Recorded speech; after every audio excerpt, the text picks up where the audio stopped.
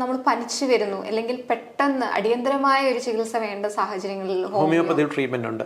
എന്നിരുന്നാൽ പോലും നമുക്ക് എമർജൻസി മെഡിസിൻ എന്ന വിഭാഗം കൂടുതലും ഡെവലപ്പ് ചെയ്തിട്ടുള്ളത് അലോപ്പതി മേഖലയിലാണ്. ഇപ്പൊ പലരും ഹോമിയോപ്പതി മെഡിസിൻ എടുക്കുന്നതിനെ പറ്റി പറയുമ്പോൾ ഇതിന്റെ വിമർശകരുണ്ട്. പ്രത്യേകിച്ച് ഇപ്പോഴത്തെ ഒരു എത്തിസ്റ്റുകളുടെ ഒരു വിഭാഗം.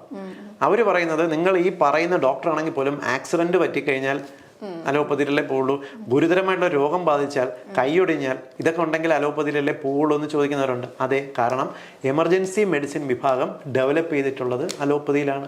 പക്ഷെ അവർക്ക് പറ്റാത്ത പലതും, ഇപ്പൊ താൽക്കാലിക ശാന്തി എന്ന് പറയുന്ന അലർജി രോഗം ഹോമിയോപ്പതിയിലാണ് നല്ല ട്രീറ്റ്മെന്റ് ഉള്ളത്. മനസ്സിലായി?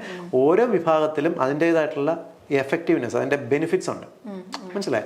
അതുകൊണ്ട് തന്നെ ഇപ്പൊ നമുക്കൊരു എമർജൻസി മാനേജ്മെന്റ് വരുന്ന സാഹചര്യം, ഇപ്പോൾ ഒരാൾക്ക് സഡനായിട്ട് ബ്ലഡ് ലോസ് വന്നു, ശരീരത്തിൽ ഒരു കത്തി കുത്തേറ്റു, രക്തം ഒരുപാട് പോയി, ഇമ്മീഡിയറ്റ്ലി രക്തം കൊടുക്കേണ്ടി വരും.